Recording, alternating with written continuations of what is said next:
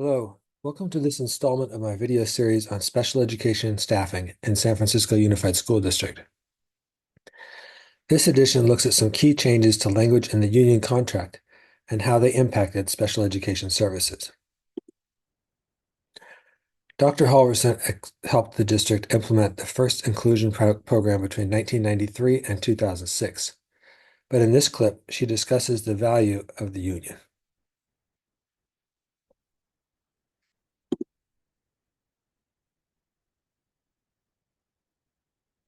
Late 90s, the contract laid out ratios. And so unless you have it in contract, it doesn't exist. So one of the things that I've always valued is the power of our unions. And as a teacher, we all learned that. And as a paraprofessional, we all learned that firsthand.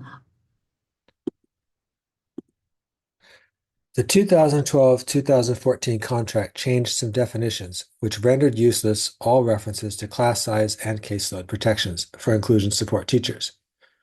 This would pave the way for implementation of the audit recommendations mentioned in the previous video. Again, this might be okay if adequate staff was available to serve the goals in each student's IEP, but sadly, that would not be the case. In this video, I will discuss the weak spots in the contract. The first change was in the definition of a special day class. The new definition read, a special day class exists when there are students who receive special education instruction greater than 50% of their school day. The error in negotiation was failing to define special education instruction. Would a student with the most extensive needs who was placed in a general education class with a paraeducator support count as special education instruction or general education instruction? Would paraeducator services count as special education instruction? Would students eligible in the category of autism automatically demand higher staffing levels?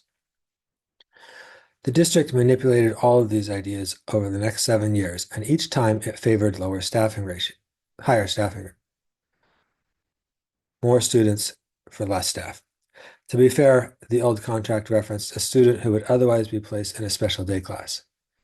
This was getting harder and harder to define when you got to the edges of Mod Severe SDC and resource specialist programs. The district would increasingly consider any education that took place in a general education setting to be general education. Even co-teaching, where a special education teacher is in the room for the whole period, was counted as general education because it was in a general education classroom.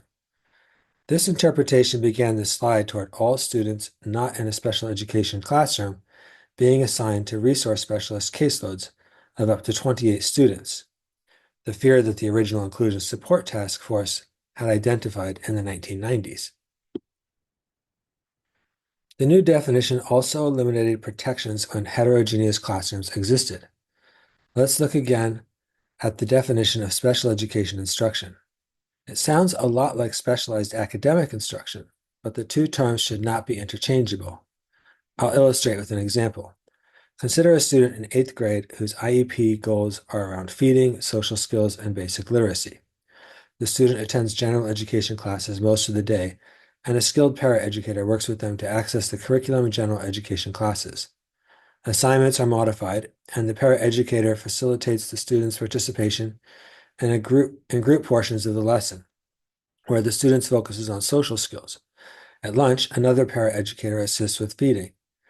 For basic literacy, the student attends a group with other similar ability students to work on reading skills. This is done by a paraeducator who has received specialized training in an Orton-Gillingham-based approach. All these paraeducator services are coordinated by a special education teacher who supervises the accommodations and services. Clearly, this is a student with extensive needs. However, the student receives less than 50% of their education in a specialized academic instruction in a special education setting. So the district can now count them as a student assigned to a resource specialist. But remember that the resource specialist position is only assigned one paraeducator for support, so the math wouldn't add up. This was the worst fear that was anticipated and addressed through board policy in 1995. In short, the future of special education did not look good. Here, Dr. Halverson explains why using specialized academic instruction to define special education instruction would also be a poor decision. First of all, SAI to me is, as a professor and an educator for 46 years before I retired, is a stupid label because not all specialized instruction is academic, and we all know it. And as Peter has already referenced, students, it should be called specialized academic. If I'm supporting you in general ed with adaptations and design, to be sure that you can participate in the class. If it's not called that in the IEP, and that's what the district requires it be called, it should. But IDEA is about specialized instruction. It doesn't limit it to academics. Otherwise, we wouldn't have speech therapists and related services, and we wouldn't have paraprofessionals, and we wouldn't have, teachers of kids with extensive needs, as they're going to call us. So it's a false distinction, and to base caseloads on it is, simply inappropriate is a nice word. Say other things. So the student in our example, who was assisted throughout their day with paraeducator support, is now only receiving special education instruction during their pull-out reading lesson. And that's the problem with the staffing ratios for special education programs. This section of the contract addressed class size as well, but it had no relevance for the parts of the department being restructured. With the stated goal of closing special day classes and the lack of a definition of special education instruction, over 100 teachers would soon find themselves with no protections but the state cap of 28 students. While 31.8.5 and 31.8.6 should have protected caseloads with the changed definition of a special day class, most students in inclusion were no longer considered students in an inclusion program. This technicality led to a wholesale dismantling of the inclusion program, as our next slide will demonstrate. Our next slideshow will demonstrate. Unfortunately, during collective bargaining, different people negotiated the class size section than the special education section. So the district was able to negotiate their change in section 9.5.7 with no direct special education voice. I am told that members of the bargaining team representing special education protested loudly, but that general education teachers couldn't understand what the big deal was and trusted the district's explanation.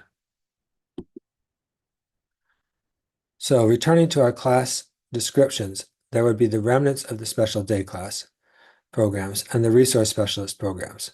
These would be staffed as traditionally allowed, but the union contract now allowed full inclusion in a resource specialist program. Notice that the inclusion teacher could have 7 or more students with extensive needs along with the rest of their caseload, and with only one paraeducator. The district said that they attempted to meet the needs of each school community based on student IEPs, but budget pressures led to cuts each year. We'll explore that a lot in our next slideshow. Because special education instruction was not defined, the contract actually allowed one teacher, one paraeducator, and 28 students of varying exceptionalities.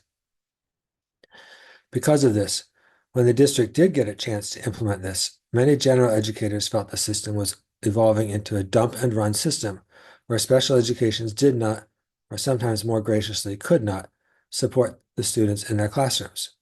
In fact, many secondary teachers pointed out that there were sometimes more students with IEPs in their general education classrooms than there had been in special day classrooms before, and they did not have the paraeducator support that special education teachers used to have. In short, they felt they were being volunteered to become special education teachers, and in a sense they were. Summary. The failure of the bargaining team to define special education instruction led to the dismantling of class size limits for inclusion support teachers. Next, in 2012, the district also underwent a significant leadership change in special education. The big public news was that Dr. Elizabeth Blanca was appointed Chief of Special Education. But deep in the bureaucracy of SPED, there were other celebrations. The appointment of a budget analyst. We'll cover that in the next installment.